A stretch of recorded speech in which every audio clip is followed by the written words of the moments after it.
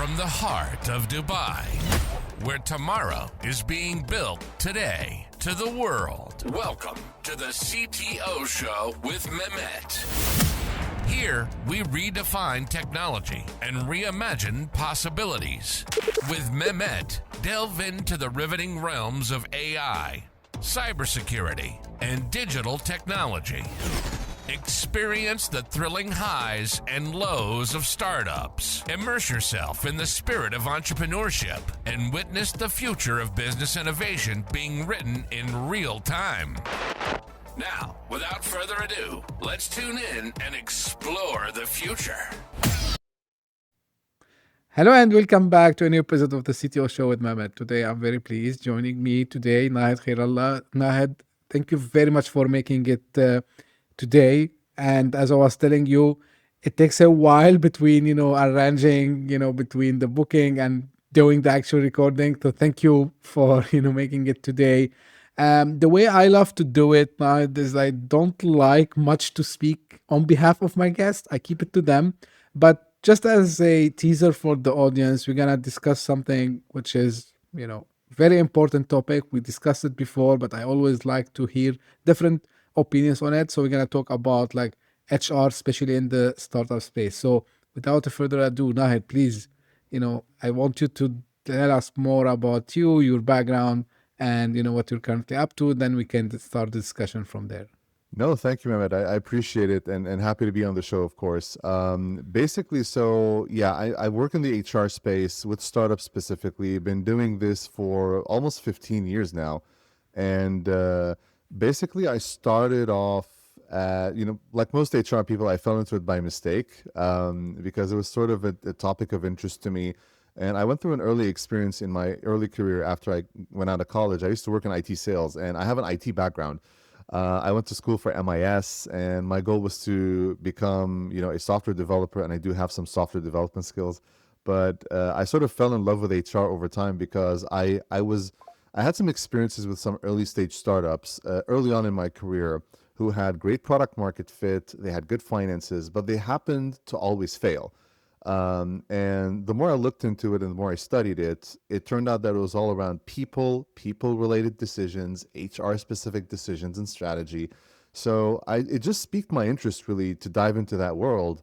And this is really how I got into that as a career. And I'm really a self-taught HR professional and, went through a lot of self-teaching, education, certifications, did a lot of pro bono work with VCs and PE firms and incubators. Not only in the US, but I've also operated in Europe, Middle East, and Africa as well. And today, really, I specialize in helping seven-figure companies, those companies that have started to have some sort of traction and success. They found a product market fit. They're starting to generate revenues and really help them scale to 8 and 9 figures.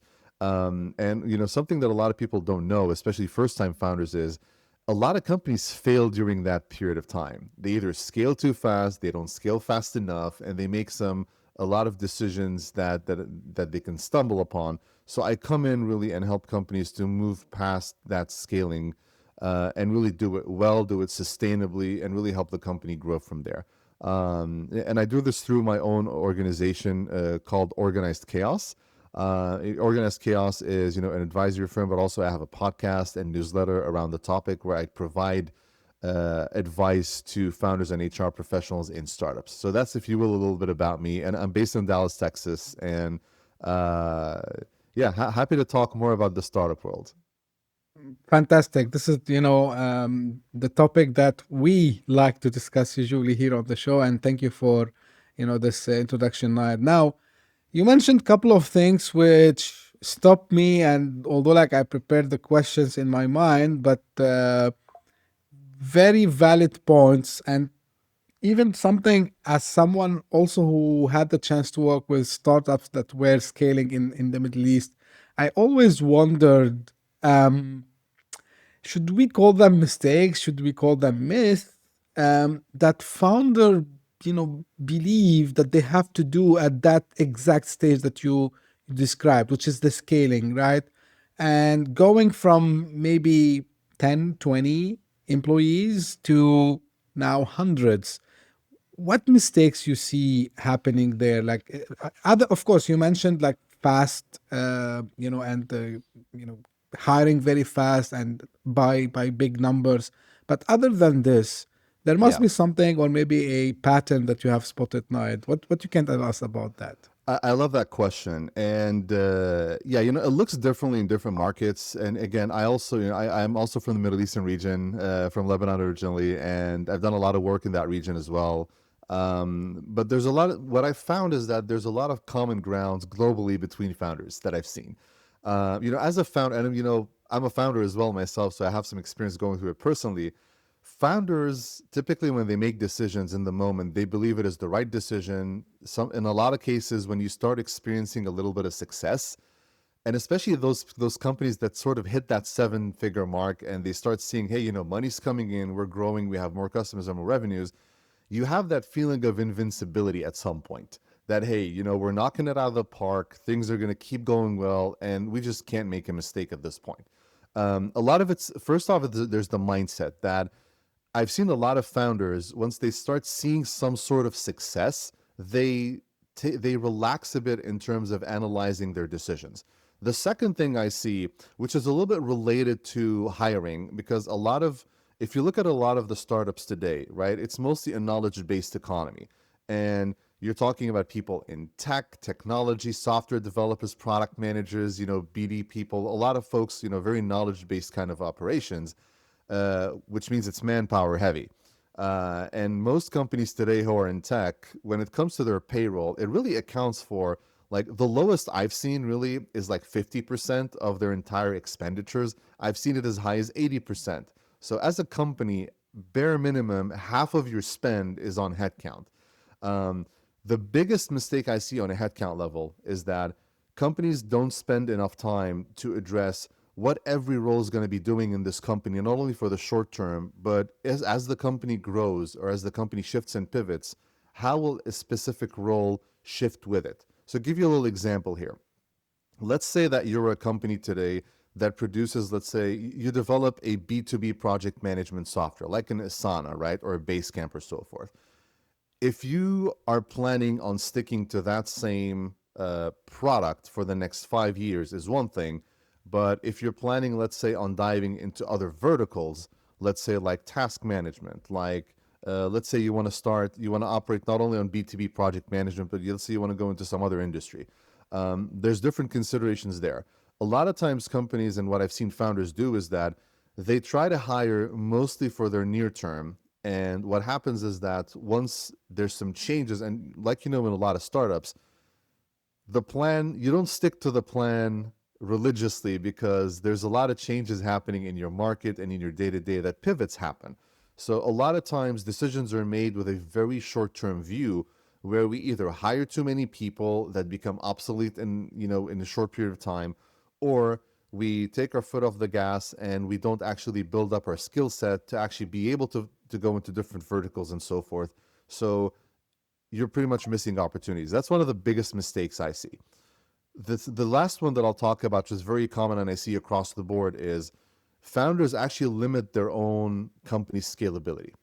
And what I mean by that, I've seen a lot of founders, and I've seen this very commonly, is that founders it becomes very hard for them to let go, especially if they're a founder who is one of the people who's building the product or service. And this happens a lot with technology-minded founders, right? Especially if you're the founder and CTO, or you're someone who has their hands deep into the technology. It becomes very difficult for them to let go of decision-making, product decisions, and being ingrained on a day-to-day basis with the product itself. Whereas when you're a founder, especially when your company starts growing and you move into more of like a CEO role, or whatever you want to call it, you're the head of the organization, your goal is no longer managing the product, your goal is to manage the business. And you need to think of things from a business perspective. So a lot of founders that I see, they just narrowly focus on the area that they love doing and the area that they're good at. In a lot of cases, it's the product or the service or so forth. And they ignore a lot of the other things in the organization. And those are the things that actually, detract them from scaling or help them or even actually take them to failure at some point. So these are some of the common things that I've seen in most cases in those situations. Cool. Now, I'm gonna ask you something still related to scaling, but both of us we share almost like the same, I would say, experience and exposure of working in different regions. Now, Yeah. one of the thing about scaling, it's not only about like what kind of people you're gonna hire, is like some nuances that would appear here and there, especially like if it's a US based company expanding in Europe, the Middle East, Asia, and so on.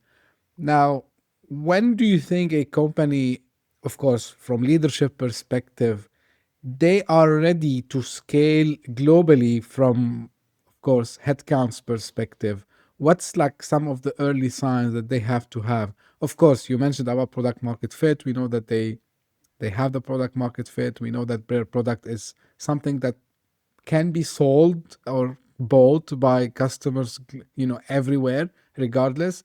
But because myself I've seen this mistake, and by the way, you might also shed some light, not only US companies coming to other regions, and also like maybe from other regions who might want to enter like other markets, more developed markets like the US or Europe. So what I would say clarifications or like best practices you can share with us today, Nahid?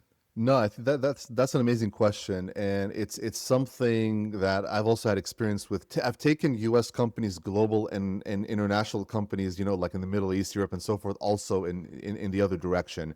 So there's a few triggers that I typically advise companies on before they make that decision. Primarily, if you want to take a step back here, and given the audience of the show, startups, technology, CTOs, and so forth. Let's talk about technology companies specifically, right? When you're a technology company today, by default, when you're starting off, you are global whether you like it or not, especially if you're like a SaaS company or so forth, because anyone can come up and sign up to your software or so forth, depending on what kind of offering you have. But generally speaking, you are technically global whether you have a global presence or not. Now, that's when you're talking about customer base. But when do you actually need presence globally, be it with employees or a physical presence and so forth? There's a few triggers I look at.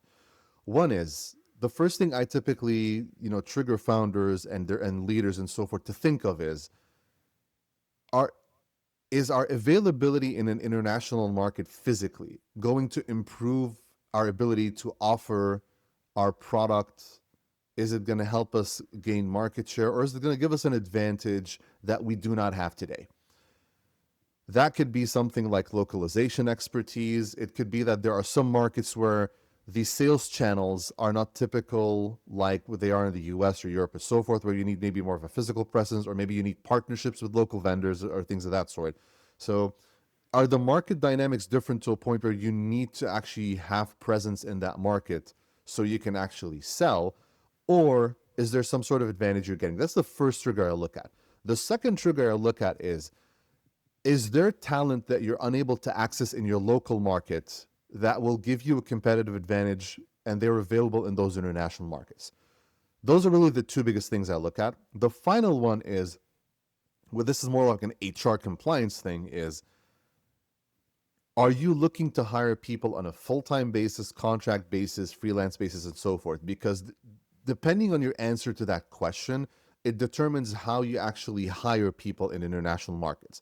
And here's where I've seen a lot of startups actually stumble a little bit, because I had some experiences with startups before where they did not know the labor laws of certain countries they were entering. Not physically, they would just online find someone. Let's say you're based in the US and you want to hire someone in the UK or Germany. So they go out, they hire someone randomly. They don't understand the labor laws and how things should happen. And all of a sudden they get audited and they're like, whoops, you're not meeting the labor laws of this country, and they get slapped with a 5-figure fine. So these are some little nuances there. But those are really the main triggers I think you need to look at before making that decision. Once you make that decision and you want to move internationally, there's a few things you need to be careful of. First off, you need to make sure that any market you're entering, you need to understand the rules and regulations from an employment perspective, because that will determine how you can hire people, and it will determine also the costs you need to incur, whether you need to partner with other entities to hire, or whether you can do it directly. So there's a lot of details that happen on that level. But typically speaking, from like a top level view, those are some of the main triggers that I usually advise startup founders and leaders on before making the decision that yes, we should move global and international when I'm talking about an employment and headcount basis. Cool. Now I want to ask you about, the process itself and, having what we call it the HR department and maybe the whole talent acquisition team and so on. So I think, shed some light on this part, Night. Like for you, how you help them? Do you take that part from the startups, kind of, become a fractional HR for them, or you advise them? I'm curious to know because based on that, I'm gonna ask you a couple of questions later on. So, like, walk me through if I'm a startup founder, I came to you today, what you offer me. Yeah, definitely. So I think that's an amazing question. So there's a few things that I work with companies on. So primarily, the fractional model that is very popular is kind of the last thing I look at personally with startups. And the reason I say this is the following. My goal when I work with a startup is to help build their own capabilities on the people and HR level to where they can self-sufficiently operate. Because when you're a scaling company, right, a fractional person, especially with the types of companies I work with, mostly those are the ones that are on the scaling path. A fractional person is going to be a very short-term stopgap. It's not someone who can sustainably run the kind of operation you need in a scaling company that's growing quickly. So generally, there are three things that I help companies with if I want to bucket them into like three separate things. The first one, which you touched upon, is the hiring and talent acquisition. I help them scale their ability to hire the right talent. What does that mean? It means understanding how they do hiring, who are they trying to hire, what is their plan for growth, and building a framework for them in terms of how to attract and identify the right talent. How do they evaluate them through their evaluation process, interviewing, testing, whatever it is. And once they onboard them, how do they set them up for success?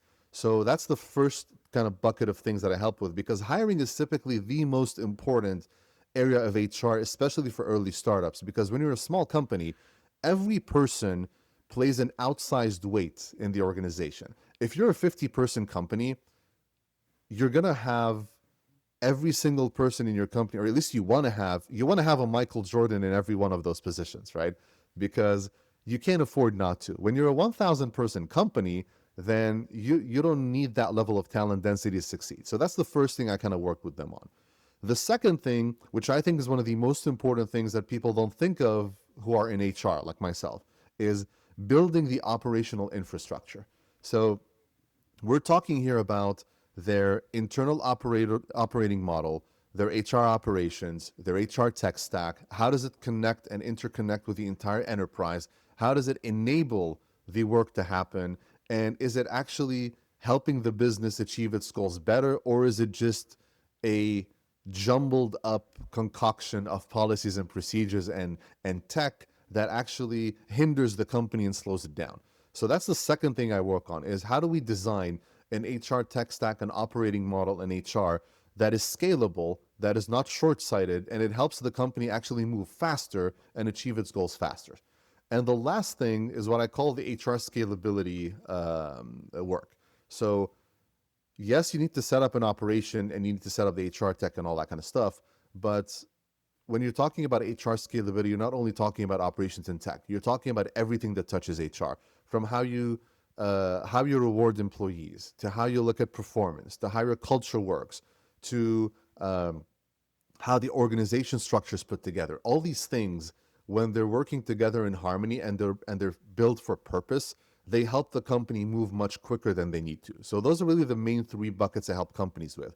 Now, the last thing that you mentioned is, fractional work. Well, there might be companies typically sometimes, and I've went through this a lot through my career, is we'll do all this stuff with a company, but they're like, you know what? We're not scaling as quickly as we thought we were. We want someone to help guide us until we get there. And then once we're ready to have a full-time person, help us actually hire that person and help onboard them and really pass on everything we've been doing with them, and then have them really replace me as a fractional person or someone on my team.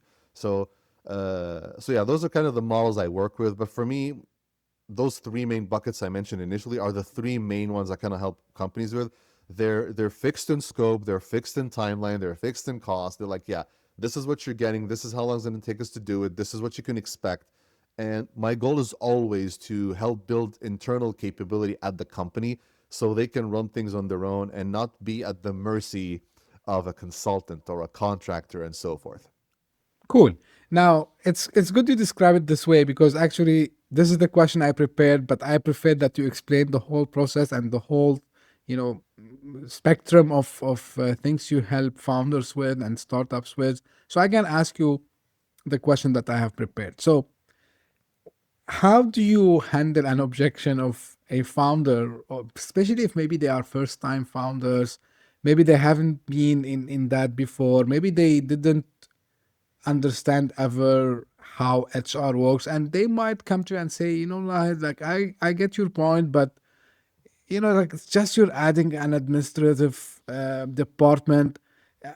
I don't want to handle this, right? So I can't like deal with this, and we don't want to add the burden on the cash flow.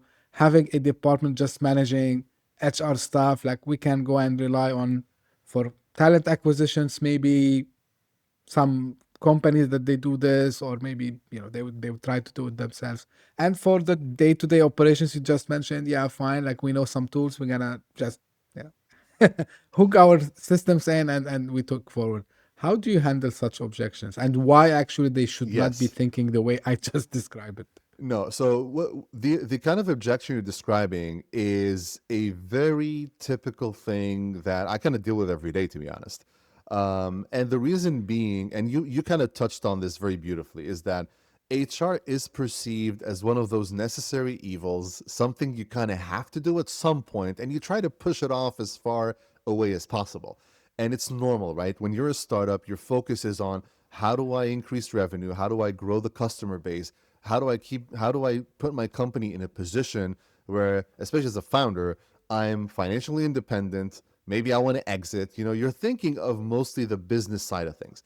Now, a lot of why there's a negative sentiment around HR is not the fault of founders. It's actually the fault of HR practitioners. And let me explain why.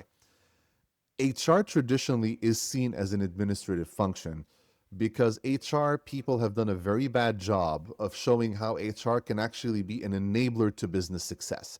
And that's how I position it, but also it's in a very evidence-based manner. So let's talk a bit more details about how that works, and I think we'll get to that. How do you actually answer that objection?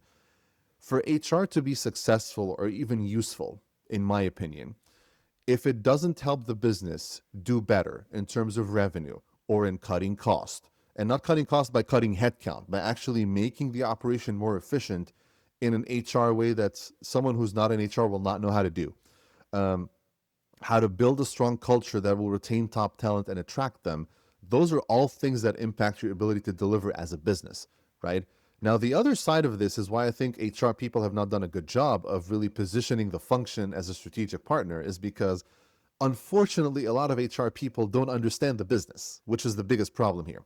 One of the first things I do typically when I speak to founders, and before we talk HR, is, hey, let's talk about your financial statements. Let's talk about your business strategy and plans. Let's talk about where you're trying to take your business. Where are you today? Where do you want to go to? And how soon do you want to do it? If you don't understand the business context, if you don't understand what a business is trying to do, how they're trying to do it, and by when do they want to do it, and you're trying to do HR in isolation of that, then yes, it is a useless admin function that you should actually push off as much as you can. But when HR is actually tailored and built around what you're trying to achieve as a business, and it is set up in a way to actually pour rocket fuel onto the company and help you just get to where you want to get to faster, that is where the value is. And I typically come into these conversations with hard evidence and numbers. When I look at financials, I identify exactly some areas of opportunity that we can actually improve in terms of HR. So I'll give you a little example here. I worked with a company, this was maybe 3 years ago approximately, and I'm going to use an example that you actually touched upon, which I get a lot, is, hey, why do we need to do this? Let us just hire a third-party recruitment company to help us actually fill these positions that we need to whenever we need them, and not worry about it. I don't want to hire people full time. I don't want to deal with this. And again, you don't need have when you want to have HR people, they don't have to be full time. You mentioned this earlier, right? They can be fractional. You can have part time. There's different models, right? But you need some kind of level of HR advice, as a startup. But to go back to the example, I was working with this company who they did not have any HR folks. They were hitting around 60 employees at the time that I started working with them. They're a US based company. They had one person who was doing some of the admin HR. When we're talking about admin, we're talking about like running payroll, processing benefits, the stuff that you kind of have to do, and someone's going to end up inheriting that work. But they did not have a talent acquisition person or team or any like solid HR foundation. So anytime they needed to hire, they were hiring a third-party recruiter. And this company went from 20 people to 60 people within a year. And they were actually on track to go to about 150 in the next 2 to 3 years.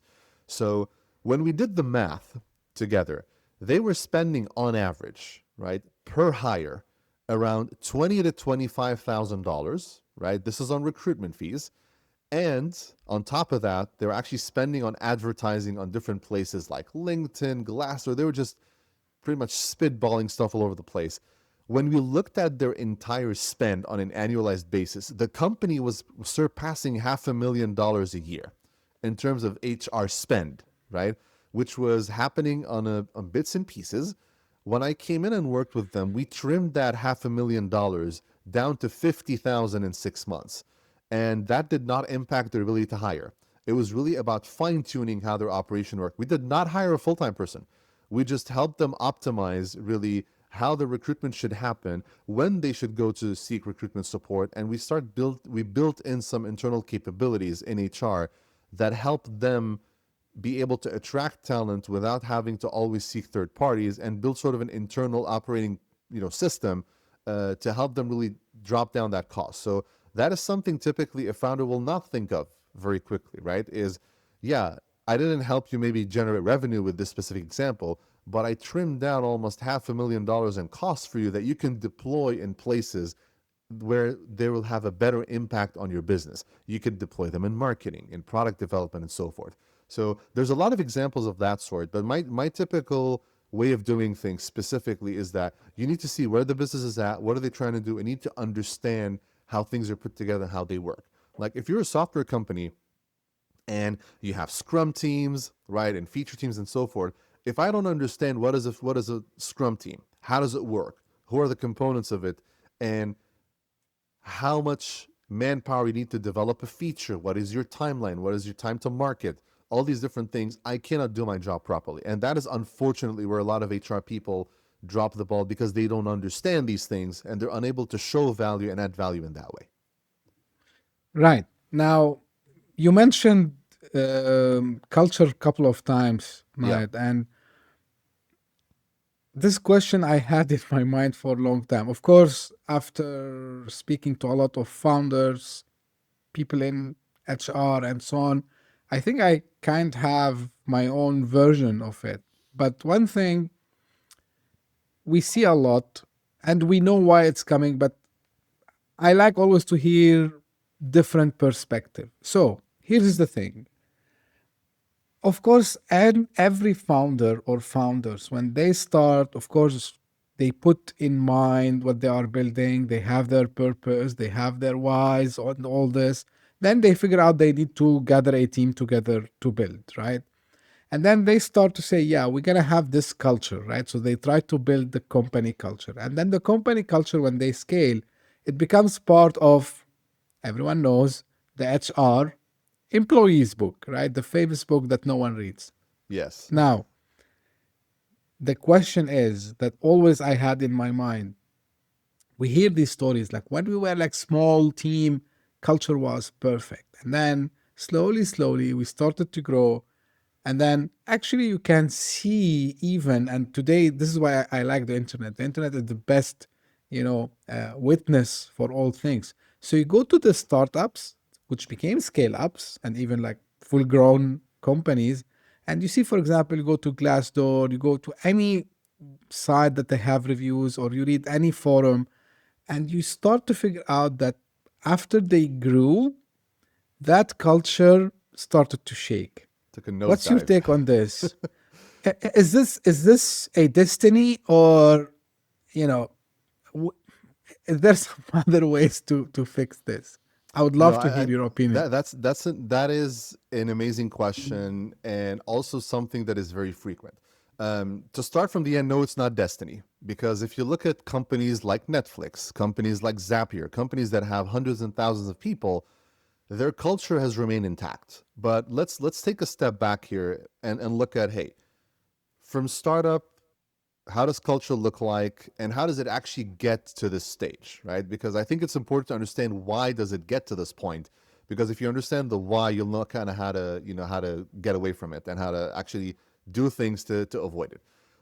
Something you mentioned, which is a very typical understanding of culture, is that culture starts off very strong early on because it's a small knit team. The founder is the person who sets really the culture, the founder of founders or the founding team, depending on the structure. They're the ones who are the champions of culture. And then as the team grows, all of a sudden things start falling off. You mentioned something about, hey, you know what? Eventually culture gets passed on to like HR. It lives in that employee handbook or culture playbook, whatever you want to call it. No one reads, no one cares about, and even maybe the HR people don't even know about anymore, which is true. I've seen cases before where the HR teams themselves or any leader in the company, we ask them, hey, what are your cultural values or pillars? They're like, they mention one or two, but they don't know for sure. Um, the reason why this happens is exactly the reason which we're talking about, is the assumption typically is that, and I think that's a wrong assumption, is culture is the responsibility of HR. I have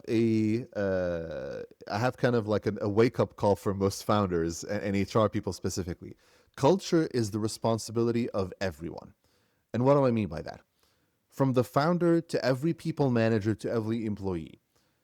The culture remains what it is if you keep living it and you hold yourselves accountable for living it. When you decide that culture is no longer my responsibility and you pass the ball on to someone else, and you think that there's no longer anything you need to do to uphold the culture, that is where it starts falling off. And it really starts with the founder, because when the founder decides that, hey, this stuff is not something I need to worry about anymore, is where you're kind of going onto the first step down that road. So what do I mean by it's this responsibility of everyone? Every business leader, especially the leaders and especially the people who manage others, they have to use the same culture standards that the company developed and designed with purpose. So, what does that mean? A culture, typically, when it's developed, a culture isn't just words with fancy definitions and statements and making it sound like this is a kumbaya place to work and we're gonna save the universe and that's it. Culture has to define how you do work within the organization, how you make decisions, how people treat each other, right? How do teams operate? It defines your day-to-day experience as an employee, as a manager, and so forth. So those things first have to be clear to everyone. If you just relegate them to a handbook and hope people read them, you're dropping the ball.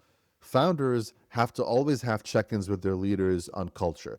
There needs to be town halls around culture. There needs to be workshops around culture. There needs to be, when you're evaluating employees, when you're giving them feedback and so forth, culture has to be part of it. It shouldn't always be about what you're achieving as results, but how did you achieve those results?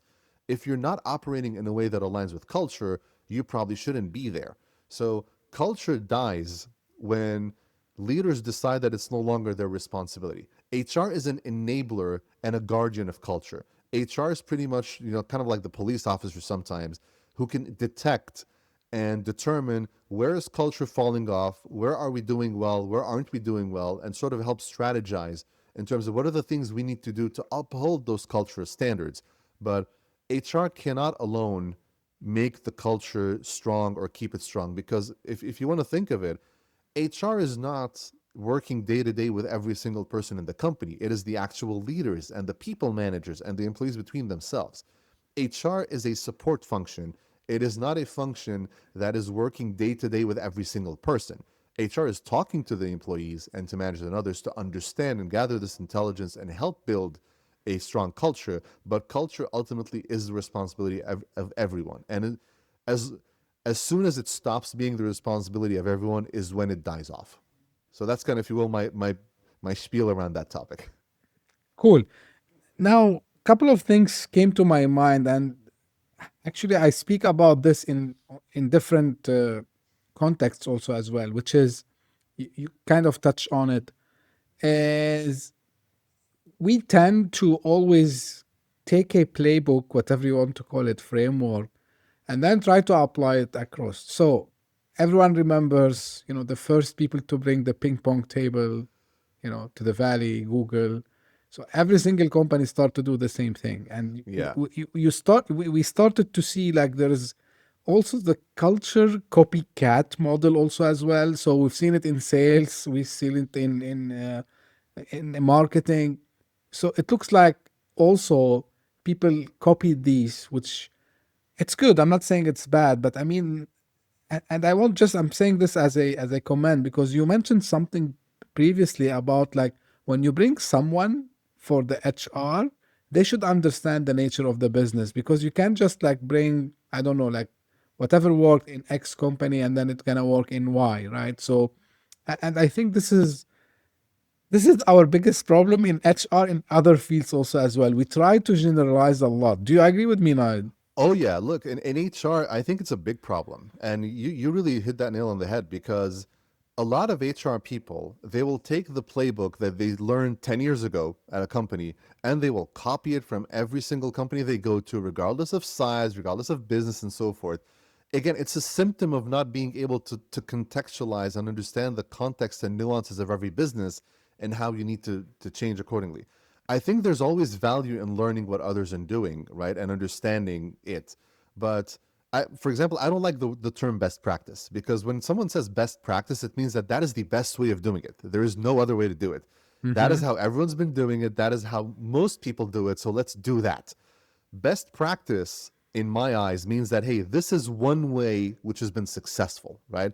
And it's one of the ways which has been popularly successful because it works in many use cases, but doesn't mean it applies for my use case. Typically, what I do when I work with other companies and startups and so, and again, I've worked with more than 150 startups over my career. So what I typically do is, yes, it's always great to understand what others are doing, and because there's a lot of learnings you can get from other people and other businesses and so forth, be it good or bad.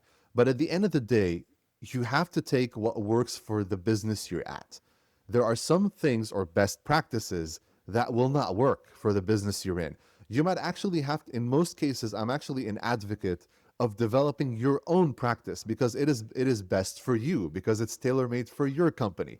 That for me is what best practice is. Hey, what works best for me as an organization? Because I have very unique circumstances, I have a very unique structure, I have a very unique model that although I might be in the same industry as a million other companies, but every company is so unique that there's always going to be nuances for differences. So I completely agree with you there. Copying, I think just blanket copying without understanding what it is you're copying and why is not good. It actually leads to more failure than success because you're trying to fit, a circle in a square peg, right? It doesn't work that way.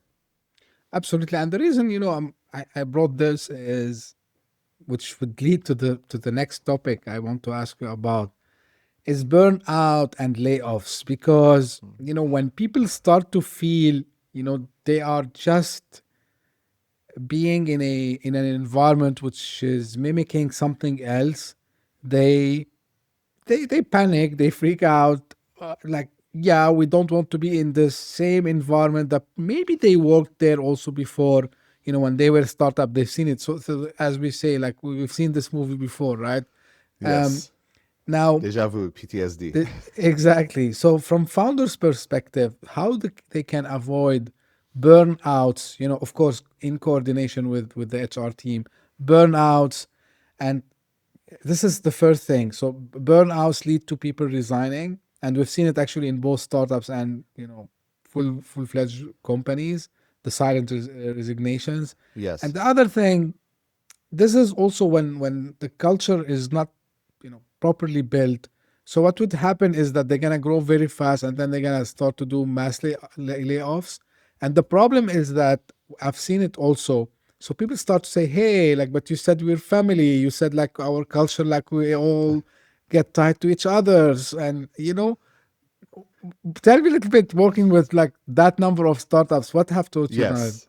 Yeah. So there's three things I'm going to address here based on your question. Sure. One is business is a family, two is burnout, and three is layoffs. Okay. So I'm going to start with business is family because I love that one.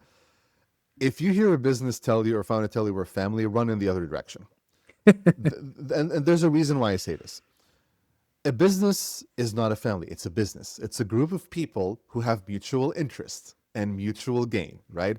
You're not going to go work for free for any company because you're family. You might work with your family member for free, or you might actually treat the family member very differently, or put up with different things, right? If a family member doesn't do their job very well, you're probably not going to fire them immediately like you would someone else. So when I usually run away from this whole business as family, because if you're trying to sell that idea, you're already starting off on the wrong foot. You're being misleading with your employees because you don't lay off family, right? You can't lay off family. Family's family. You're stuck with them for life, right?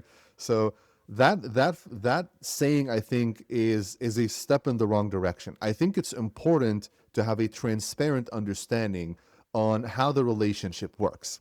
So let's talk about burnout here, because burnout's related to this. Burnout, unfortunately, has become sort of like a badge of honor in a lot of startup worlds, right? This hustle culture, this 16-hour, work day, just working nonstop until you sort of crash and burn. You could probably do that in your early 20s. I did that before my early 20s. I'm sure many people in their early career have done that, and you want to do it because you're so eager to do it, but it's not sustainable. The problem with just overwork and hustling too much, it starts usually with the founder, unfortunately, because the founder is someone who's super passionate about their business and they're doing it, right? Now, there's two types of founders that I've seen who've been able to successfully prevent burnout in organizations. There's the founder who will be very clear about expectations with their team and be very clear that, hey, I'm someone who's going to be working 16-hour days. You don't have to. And that person will actually tell their team that, hey, why are you still working overtime? What's going on here? Are you overworked? Is there too much for you to do? Do we need to rebalance how work is being done? And try to understand, why are people working too much? Although even if they work too much, it's their decision, but they're not expecting it upon others, right?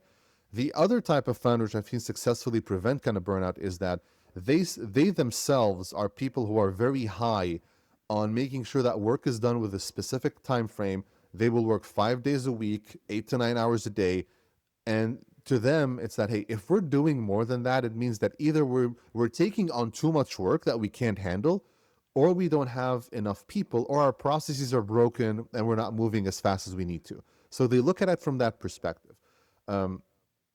The founders that fail at preventing burnout are the ones who blindly and naively expect that just because employees are working for them, that they have to, as part of the startup culture, work that way, right? Mm-hmm. So burnout, typically speaking, and there's a misconception that, if you work longer or more, doesn't mean your productivity is better or you're going to actually deliver better results. I think there's so many studies out there that show that, hey, actually people who approach burnout are not as productive, right? They actually make bad decisions. They lose the company money. I've seen examples of this when I was working with companies where people made very bad decisions just because they were overworked and burnt out. Like, I've seen finance directors add a zero to an invoice or remove a zero from a check.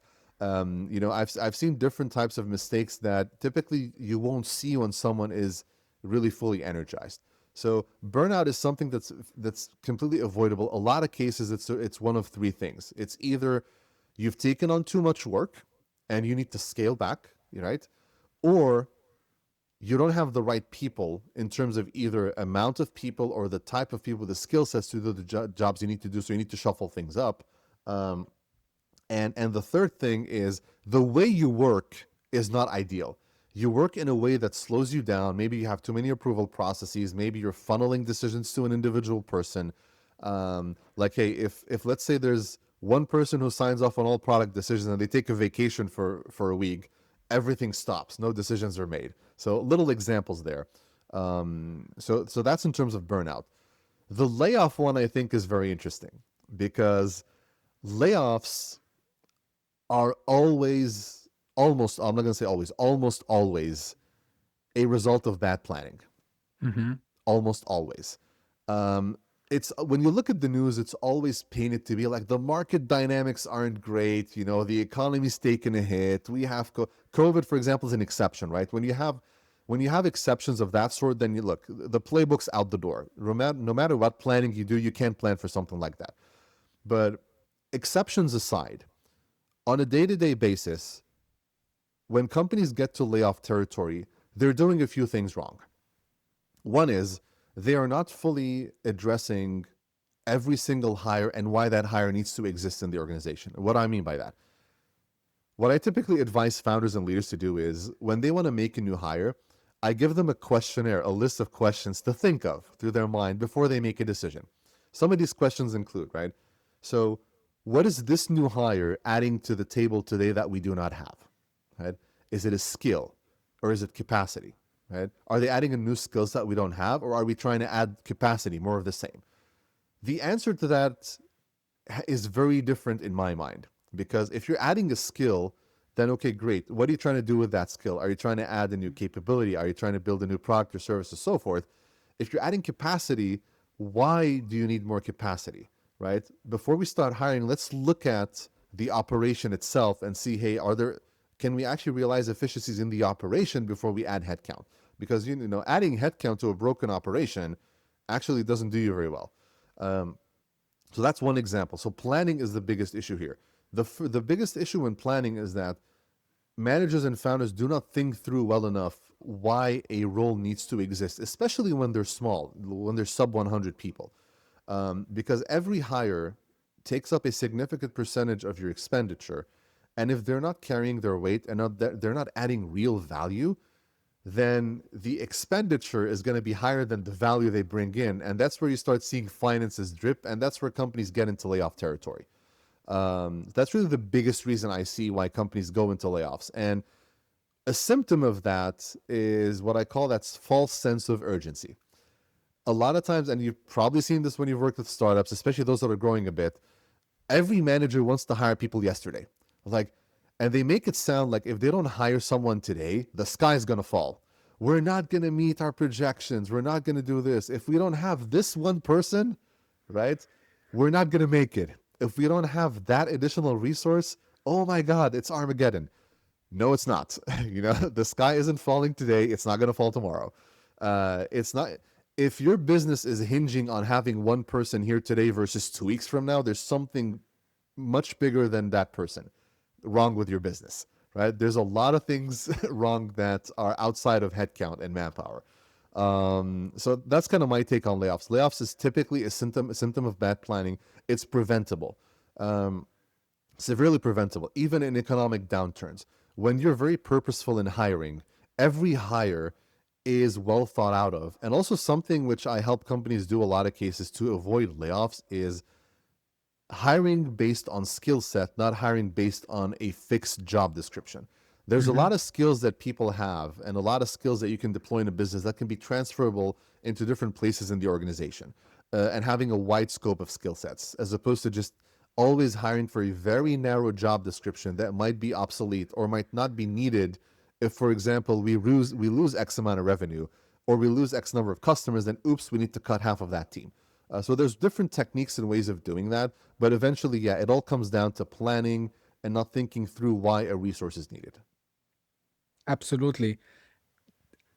Just out of curiosity, how much AI is playing a role currently in the whole thing that you mentioned, Matt, from planning to, getting, the not job descriptions. I don't like the word JD at all, job descriptions, but I mean, helping in crafting, let's say, at least the kind of roles that the business needs currently.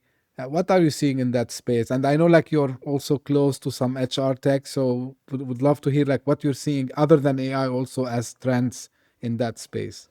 Yeah, no, definitely. I love that question. So I'll look at this in a few perspectives. I'll tell you what I'm seeing in terms of AI usage, especially in the HR space. I'll tell you a bit of how I'm using it personally, and what I'm seeing also from the tech space, because I'm also on the advisory board of some tech companies who are deploying AI.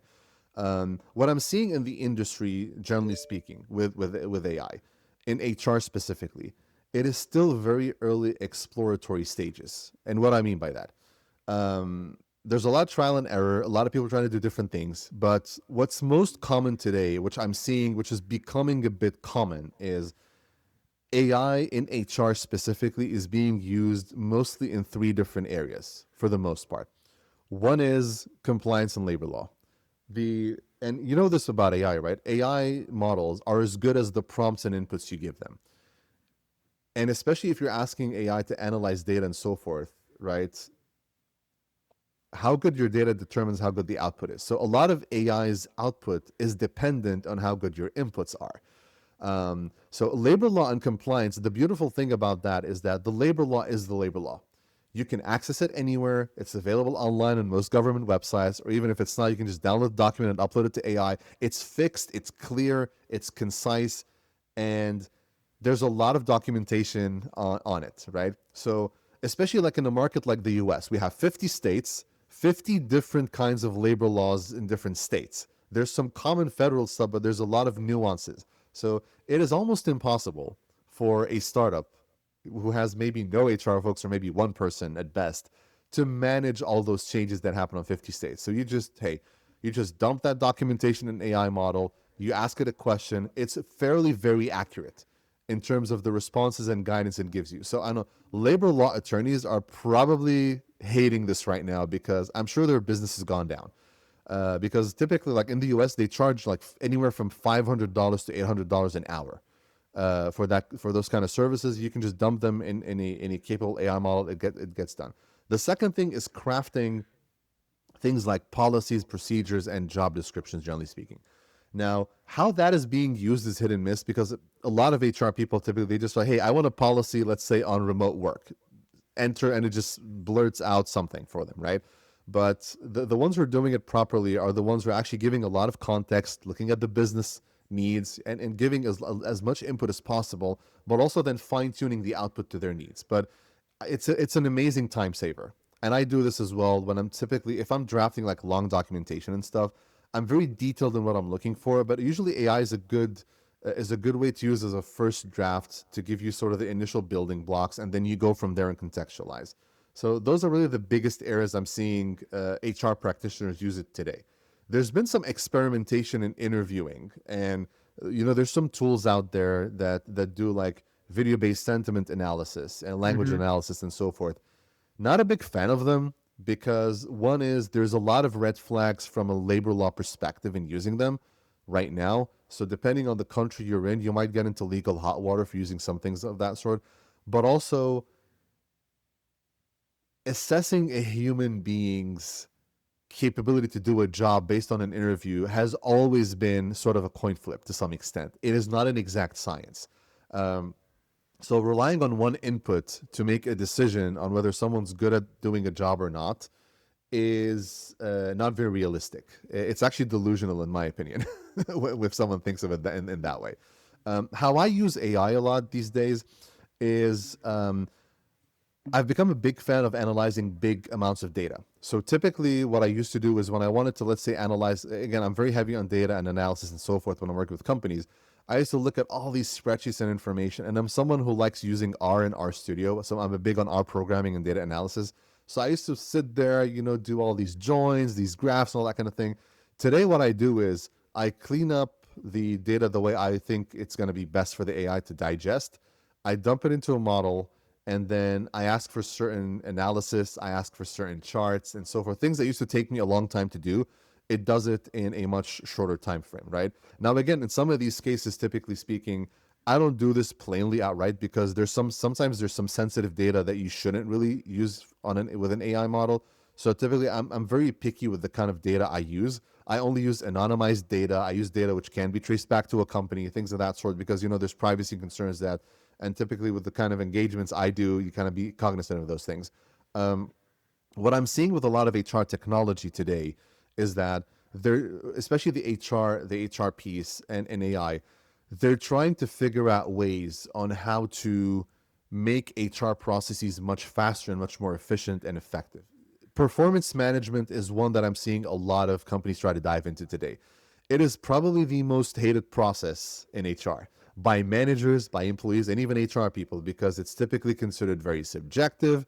It is considered to be not accurate. It's not aligned with what the business is trying to do, and so forth. So there's some AI companies today that are trying to solve that by doing something that a human being can't really do very well, is taking inputs from multiple perspectives related to performance, analyzing the data and giving some insights, and then giving that to the manager to help really add on to their ability to deliver value in terms of giving reviews and so forth. So looking at things like goals, metrics, KPIs, communication exchanges on Slack, emails, feedback that you got in an all hands, all that kind of information, analyzing it, summarizing it, and saying, hey, this is an overview of what this person's been doing this year. This is what they've done great. These are some development areas that I think is based on these inputs. And here you go, add onto that your input and go from there. So that's something I'm seeing a lot today. I'm also seeing a lot of work on employee engagement and survey tools and so forth, just because AI is pretty good at data analysis and just looking at raw numbers and giving you output, especially when it comes to analyzing comments and analyzing sentiment and all these different things. Especially with HR surveys, a lot of them aren't just numerical. You get a lot of feedback which is verbal. People write down some comments, paragraphs, and so forth. It's Right. very good at analyzing and summarizing that information. Those are some of the things I'm seeing frequently right now. Great. Before I let you go, now tell me a little bit about the podcast. Well, what is it about? And you have Yeah. a kind of a catchy name, Organized Chaos. Yes. So, Organized Chaos is the name of the podcast, correct? Because I believe that a lot of startups are kind of chaotic anyways, right? There's a lot of chaos going on. And my goal is like, hey, let's organize that chaos, right? Nice. Startups are always going to be a little bit chaotic. They're not going to be a Microsoft or a Google, like a well-oiled machine, right? There's always going to be some chaos in there. But if you organize it and you set it up in a way where it's ready to scale, that's where you see success. That's where the name comes from. But what is the podcast about? The podcast is designed for two different audiences. One of them is founders and startup leaders, and the other is HR professionals. Mainly those audiences, what I try to do on that podcast is give them really my playbook for how I've taken companies from 7 to 9 figures, and by using HR as that rocket fuel, as I call it.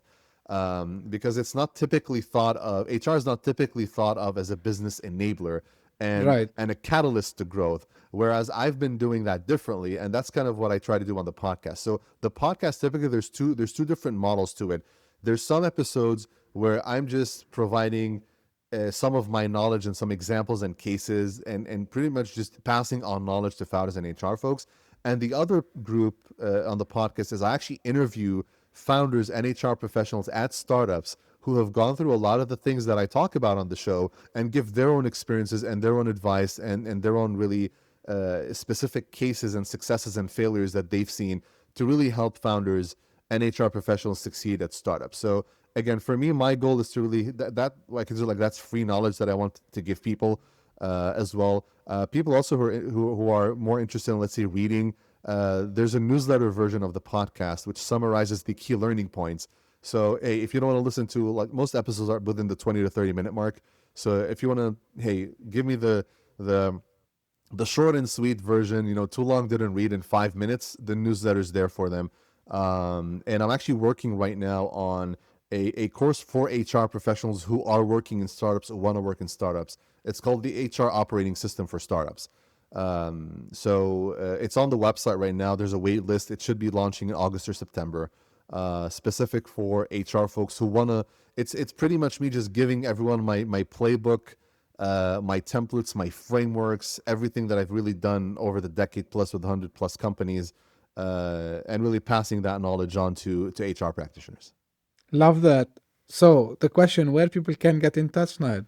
Yeah, thank you. So there's a couple of ways. One is LinkedIn, easy to find. Just type in my name, I'll pop up right there. Or you can go to organizedchaos.fyi. That's the name of the website. My email is hello@organizedchaos.fyi, so you can reach me there. And I don't have an assistant or anything. I'm the one who responds to all my emails and all the messages. So always happy to chat with anyone who's looking for it. Great.